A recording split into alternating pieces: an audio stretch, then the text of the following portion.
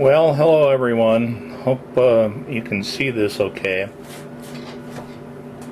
Using a new camera, and I'm doing a kind of a quick update because people have been emailing me asking me, okay, what do you do? How do you do this?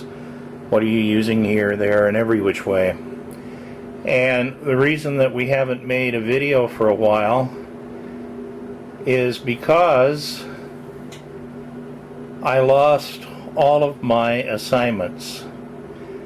This was due when I plugged in a brand new fidgets card for the aft overhead, basically to operate these lights here, the leading edge lights. The unfortunate part about it is as soon as I plugged the card in, it wiped all the assignments out.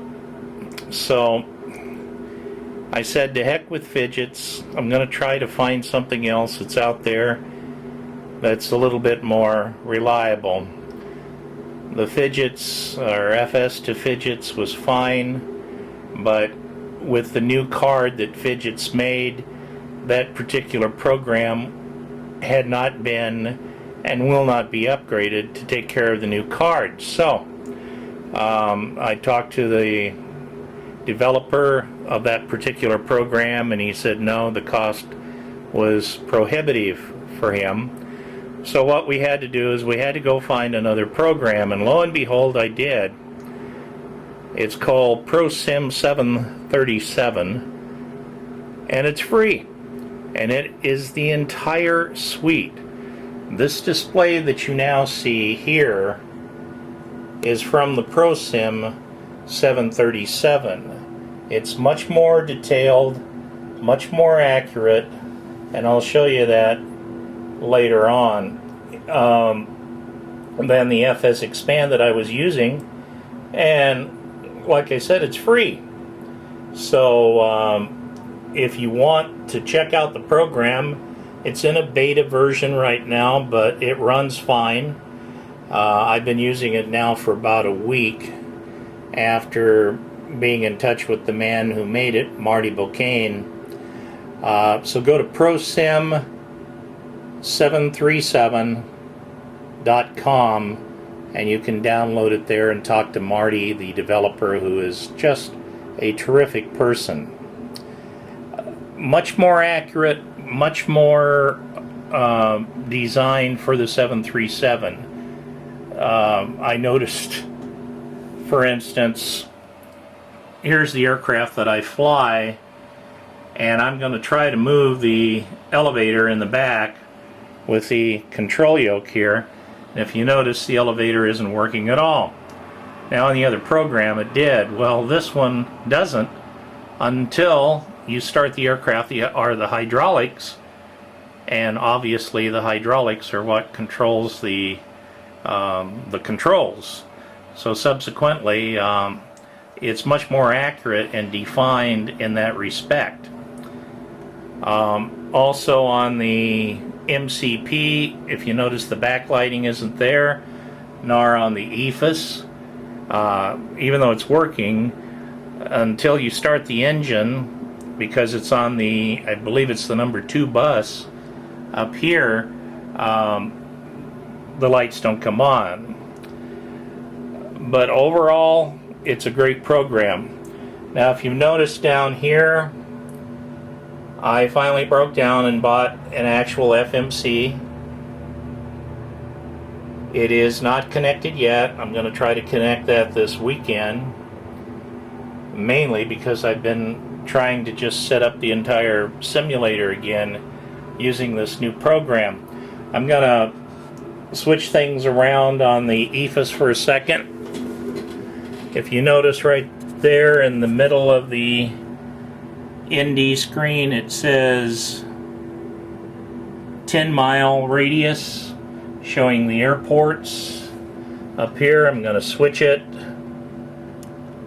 and we go to 20, 40,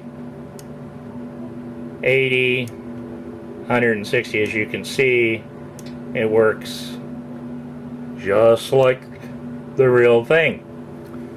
And the program that Marty made is totally compatible with the CP Flight MCP, and it's very, very easy to assign. Very easy. And everything works exactly the way it's supposed to. As you can tell, we got some of the aft overhead fixed. I've just got to wire this up, and the program that Marty makes is going to have this in the finalized version. He just doesn't have it now, so for now that's where that is, the leading edge. Got the Flight Deck Solutions electrical and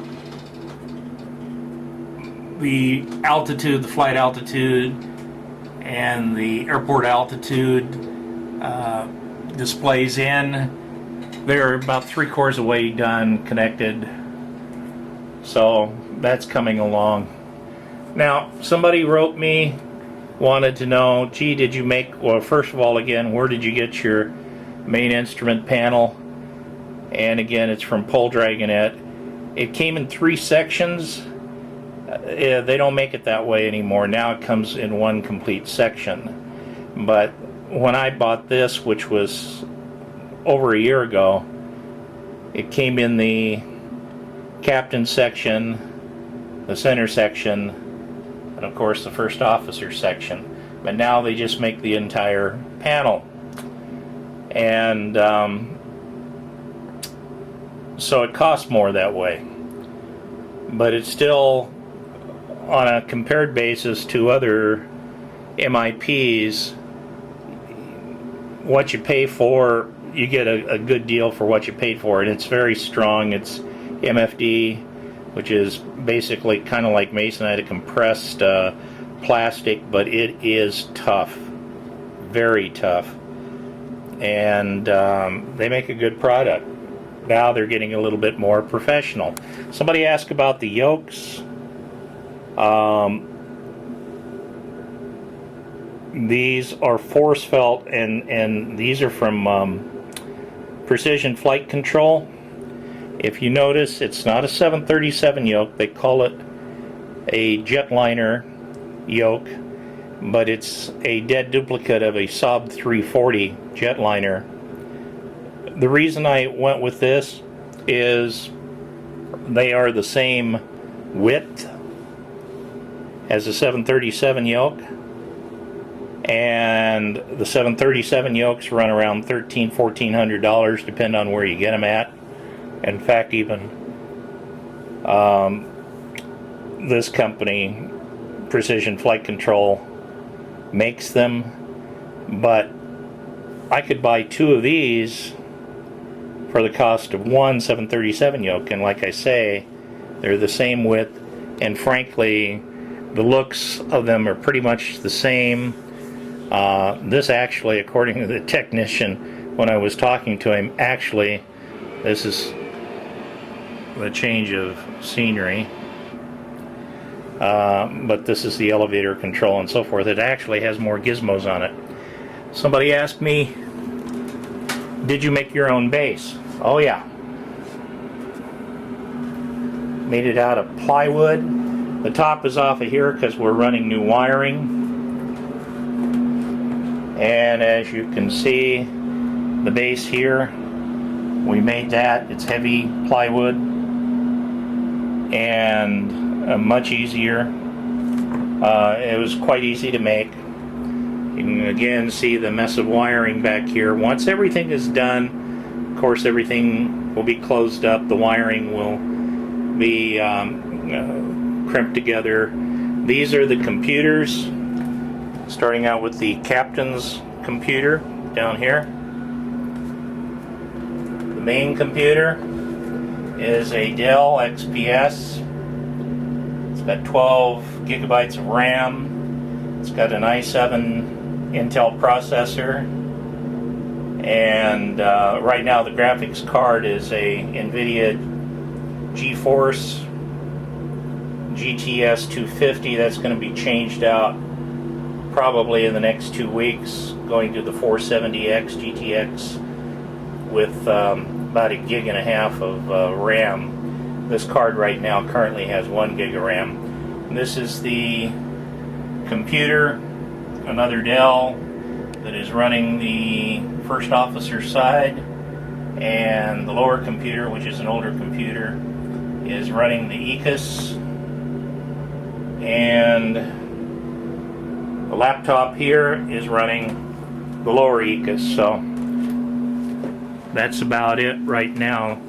He asked me about the backlighting. This is loose right now because we're rewiring some things, but what I did is I used a string of Christmas tree lights, put aluminum foil. They're loose right now so they don't show up good because we're not done doing that, but when it's done, the backlighting will be looking good again. And I've still just got the one projector here, but that's going to change also very shortly. So I just wanted to let everybody know that this is the reason that we were a little short in getting any videos out. If you notice, I haven't posted for a while.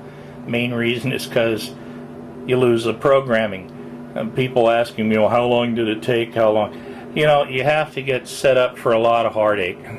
It's the second time I lost the program with the FS2 fidgets, and you just think something's working great.